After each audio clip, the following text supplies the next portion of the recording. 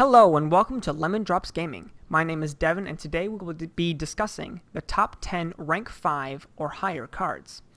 Joining me today I have my father, Leon, and Ryan, who recently secured a premier top at ARG Des Moines. How are you guys doing today? Doing well.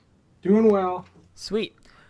So before we start, let's discuss what this week's list was comprised of and how you guys formed it. So we'll start with Leon.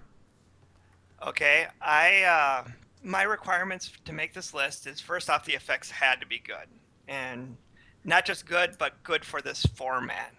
And then the second thing is that the card had to be fairly accessible and easy enough to create that if you built a deck around it, you would get it out at least every other match, at a minimum.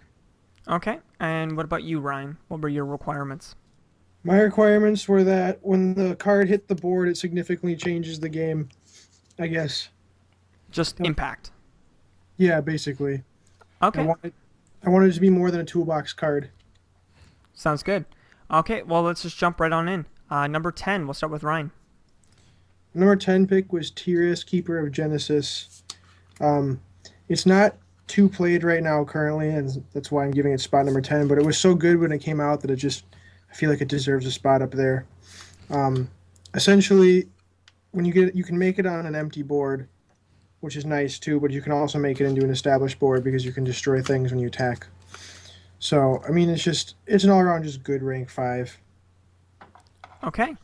Any thoughts on that, or do you want to jump to number 10, Leon? Uh, I agree with him. It was on my list, and it was actually my number 12. So I can see where that was a great card. But for me, the number 10 is Phantom Fortress Enter Blathner. It's a rank 9, and it is a wind machine monster. And the reason that it made the list is it's easy enough to bring in because you can rank up Dracossack with Astral Force in order to get this card on the field. And the nice part about this card is it has 4 different effects that you can choose from. You can banish a card from the field, and it's not a monster, it's a card. You can banish a card from their hand, though it is random.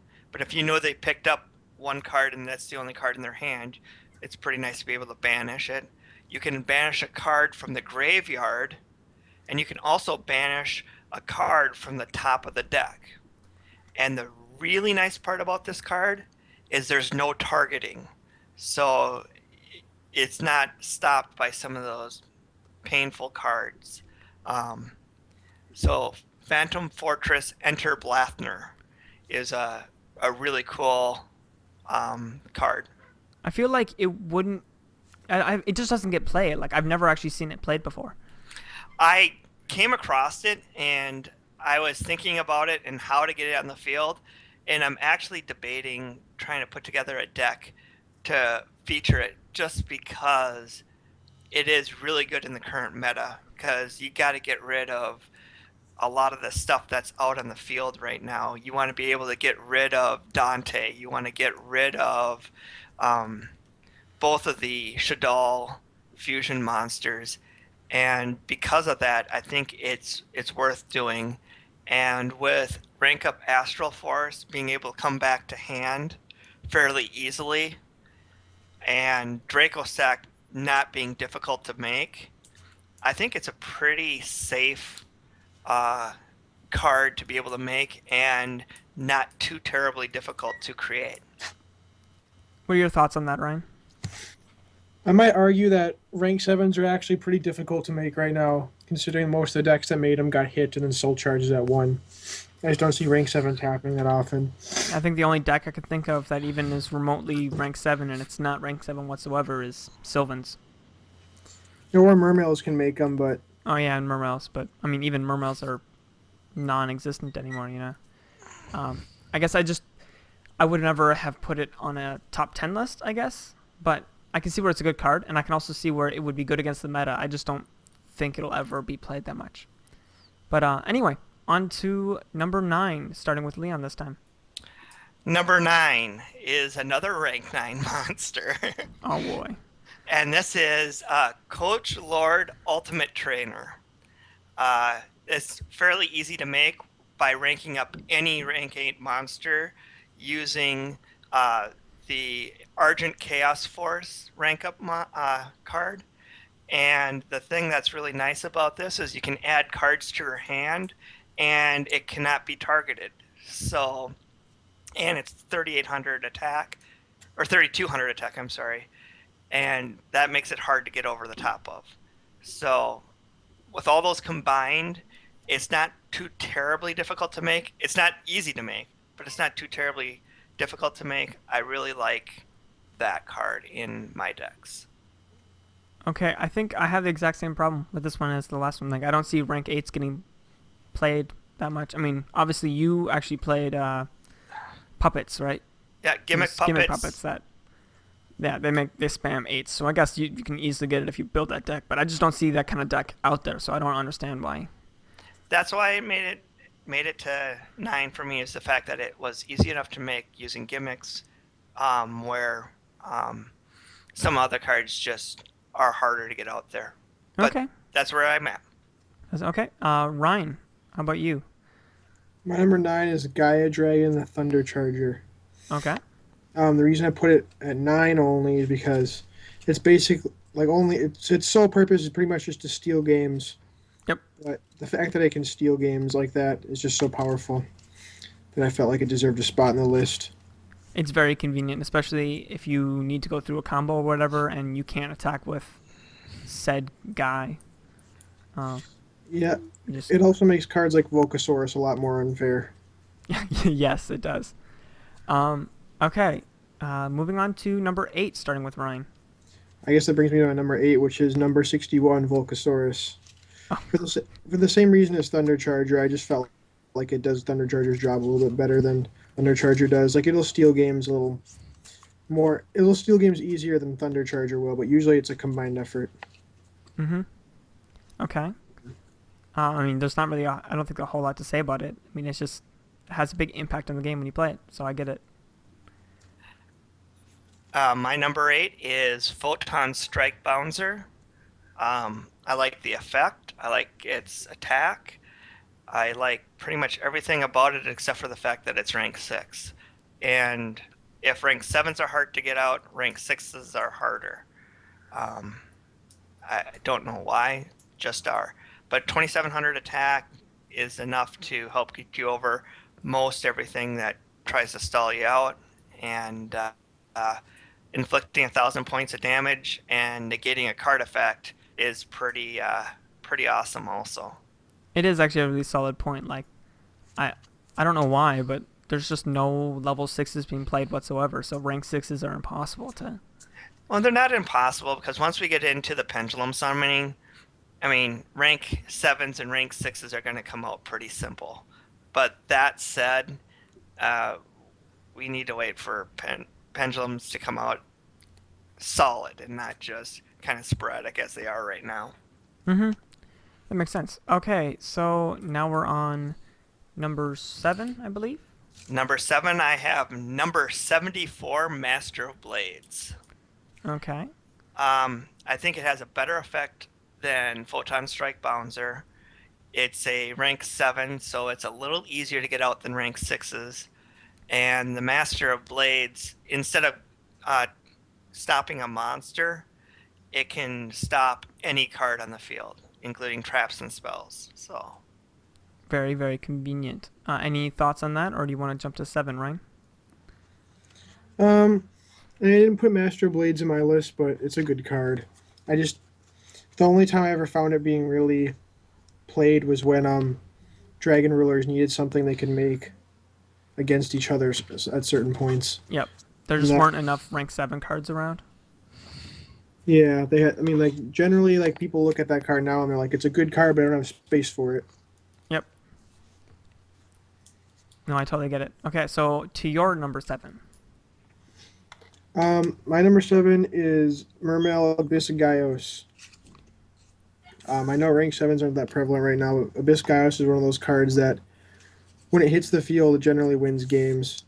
It's just so powerful, and the fact that you can't really find an efficient way to deal with it ever, You always minus to get rid of it. for sure. And it's very strong. It's just like now at today's point game, it's too hard to make it at this point. None of the decks can keep up with Burning Abyss and Shaddolls, except for Burning Abyss and Shaddolls. Okay. So that brings us to number 6, I believe, with Ryan. My number 6 is Constellar M7. I just like M7. I think decided was the best rank 6 just because it's so versatile. Because you can use it to clear something off an established field, or you can use it to grab a power play back to your hand. It's really nice. You can grab your hand traps back. You can grab your normal summons back, like your tour guide or your mathematician or things like that. Whenever you make M7, you can grab back. So I just love it. Also, the fact that you can overlay it over Pleiades for extra damage is pretty nice too. Yep, definitely. Okay, on to number 6 for Leon. Number 6, this is one where I kind of did 2 of them in one. I did number 61, Volcasaurus, and Adrius, the Keepers of Armageddon. There's so few times that I've ever seen a deck that uses just one of those. If you're going to have one, you generally have the other, and they essentially have the same effect. Number 61 will destroy a monster and cause damage, but can't attack that turn, and Adrius will destroy a monster but can attack.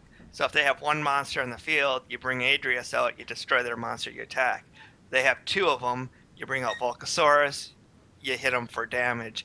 But essentially, they're the same card. That's why I put them together as number 6. And as I said, they're so versatile, and they're such a winning team together. Okay. Any thoughts on that, Ryan? Yeah, I guess it's solid. Yeah. I mean, the pairing of them together, I guess, makes sense. It's kind of a pain to edit, but whatever. On to number 5. Number 5, just because I love my gimmick puppets, number 5 is number 15, Gimmick Puppet Giant Grinder. He's extremely easy to get out. He has a great effect, and he has such a toolbox of stuff to rank up into afterwards that you just can't avoid him. I think he's a great card. Number 5, though? Number 5. Really? Heck, I was thinking about putting up number 4 ahead of the next one, but Really? I am Yeah. absolutely amazed that you're still pulling out these like deck-specific stuff that, no one really runs. well, no, a lot of people are running Giant Grinder in other decks. I've seen multiple cases where the Sylvans are running Giant Grinder. I've seen other people run Giant Grinder because it's just generic. No, I get It's it. not deck specific, and Giant Grinder is an easy one to get out, and it can change a game pretty quickly. Okay. So number 5, Ryan. Number 5 is Felgrand. I don't know actually its full name. Divine Dragon Knight Felgrand, probably something Yeah, like something like that. That's exactly what it is. that. We usually just call it Felgrand. Okay, so Felgrand. Rank 8s have never been that easy to make, but when you put a Felgrand on board, it puts you in a good place. Because it protects itself or it stops your opponent. It's very versatile. It's very reactionary. You can just kind of do whatever you want with it. Okay, so any thoughts on that? I mean, I guess. I think he has it too far up on his list. Really? You pull out double Felgrand and you're just about sure to win. What do you mean too far? Oh, I mean, I think you think that up means higher number. I think up Yep. is number 1. Oh no, I mean it should be rated lower than that, or however you want to say it. Yes. Yes, I get it. I get what you're saying. I was very confused there. Okay, well, that Are you makes sense. saying it's better or worse? He's saying that Felgrand is better better than than 5. number Oh, 5. the only reason I don't have it put up there higher is because it's so hard to make. No, Like I totally you get that. can't really get it on the board with anything anymore. But I mean, that's just like rank 5 and higher Ixies in general. Like, you're not gonna see daylight all the time. So, And number 4, number 4, yes. Number 4, starting with Ryan. Ryan again, yes. Oh, okay. My number 4 is number 11, Big Eye. Just Um, solid, yeah. Big Eye deserves a spot. There are way too many things about Big Eye that was made unfair. The fact that it's Change of Heart, the fact that it's a spellcaster so you can play Fate, the fact that it has over 2,500 attacks so you can eradicate or epidemic virus it. There's just way too many positives about Big Eye to have him not be on a list of this kind. I totally agree. I mean, it's really hard to discuss a card like this because it just belongs there, you know? There's like, you can't really argue against it, so it just makes topic really boring. And the funny part is, my number 4 is exactly the same. Big Eye. There's, I had a hard time with Puppet Grinder and Big Eye. They're right at the same level. I would say Big Eye is definitely number 4 and Grinder's number 5, but I struggled with it for a while before I actually came down to it. So that's kind of like, I mean, I don't know. I feel like I'm more affected by Big Eye than most people would be because when I first started playing competitive Yu-Gi-Oh, I was in like the middle of the dragon, dominance, and Big Eye was everywhere. And I just hated that card with a living passion, so. Well, then you're going to hate my number 3 even worse, which is Mecha Phantom Dracossack. Beast Dracossack. Yep, okay. Number 3. There you go. Mecha Phantom Beast Dracossack. It's actually, the more I look at it, it's not a game changer. It does change the game a little bit, but it gives you consistency in your deck, and because it stalls out pretty well, it does a lot of things extremely well. So yeah, Dracossack to me is number 3. I could even put it at number 2, but it's a solid card, and it gives decks consistency. Okay, Ryan, number 3. I also have Dracossack as my 3. Okay. It's just, I mean, it's a toolbox, and it's something you can make when your opponent has an open board, and it's something you can make as a toolbox, and it's something you can make as a wall. It kind of just has several functions, and it's just guaranteed to plus you pretty much. So, I mean, Dracossack is a good card. I'd agree. Not really any arguments from me. So moving on to number 2, Ryan. My number 2 is Artifact Durandal. Okay. I think this is like one of the most underrated cards ever. It seems like, because I think Artifact Durandal is an amazing card. It's just it's something that a good player can use to do something a lot more unfair than seems reasonable. Because if you have a back row, you can literally change, like, your opponent doesn't. It's as bad as like one of the Evolve Stars. Like, your opponent can't play the game when it's on the field. Mm-hmm. People don't realize that it has effects like that, and they think it's underrated, but it's just so good. Especially when you're playing an Artifact engine, and you draw poorly, you can make a Durandal and sit on it. It's also really good to be able to shuffle things back into the hand, because there are card effects that just activate in the hand, and you can kind of chain Durandal and make those things fizzle, which is kind of cool. So I put Durandal at my number 2 position. Okay. And on to Leon. Oh, yeah. And for me, number 2 is Divine Dragon Knight Felgrand. I've played multiple games where I get double Felgrand out first turn and watch people cry. I mean, it's easy enough to get out, especially with gimmick puppets. It's not that... Everything about that card is great. Negating everything, has a huge attack, and its attack is not stopped when you use its effect. So it's a plus all the way around, and it changes the face of the game right in the middle of the game. You're down big, and you bring out Felgrand or double Felgrand, you're sitting pretty. I feel like it's one of those cards that if you had to try to stop and think about how you would balance the card, I don't think you'd just ever be able to do it. Like, you know what I'm saying? Like, what effect would make that card not so broken, but still keep it competitive? I think what keeps it balanced is that it's rank 8. Yeah, exactly. I think that's the only thing keeping it from, like, insta-banned. And its Yeah. attack points are low enough where there's ways to play around it. But in any case, we're on to number 1. So, starting with Leon. Number 1. I'm pretty sure that we have the same number 1 again. It is Constellar Pleiades. And Constellar Pleiades would have been, 3 months ago, Constellar Pleiades would have been right around 9 or 10 because he was extremely hard to make. If you didn't run a Constellar deck, you couldn't make him.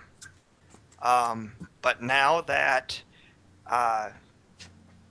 Burning Abyss is out and rank up Astral Force, it makes it so easy to make this card. I've seen 3 of them on the field, and when you have 2 of them on the field, the game's over. There's just not enough moves to make to be able to wipe the board. Okay. And then on to Ryan's number 1. I mean, yeah, my number 1's Constellar Pleiades. Of course. I thought this card is the best card ever since like it came out, even with Constellars. It's just, it's everything you could want in a card because it can clear every single kind of problem. It seems like, it has high attack points. You can use it to prevent your opponent from making plays. You can use it to interrupt their already established plays. Yep. And then when it's burned, you just go into M7. Yeah, spell speed 2 is kind of nice also. Oh, definitely. Okay, so I think that kind of wraps up our list. Any last thoughts? I was kind of shocked at some of the cards I heard Ryan come out with, especially number 2. I do agree with Ryan that card is really broken. I just always found it difficult to create it, and that's why it didn't make my list. Well, I mean, I think anything running artifacts kind of goes into it pretty quickly. Yeah, Shaddolls make it a lot because it doesn't seem like it's generic, but it's actually a generic card. Yeah, So Shaddolls can make it really easily. I guess that makes sense. Well, that's all we have for today's show. Don't forget to like, favorite, and subscribe, and join us next week for more Yu-Gi-Oh! Tuesday. I've been Devin, and for everyone here at Lemon Drops Gaming, see you next time.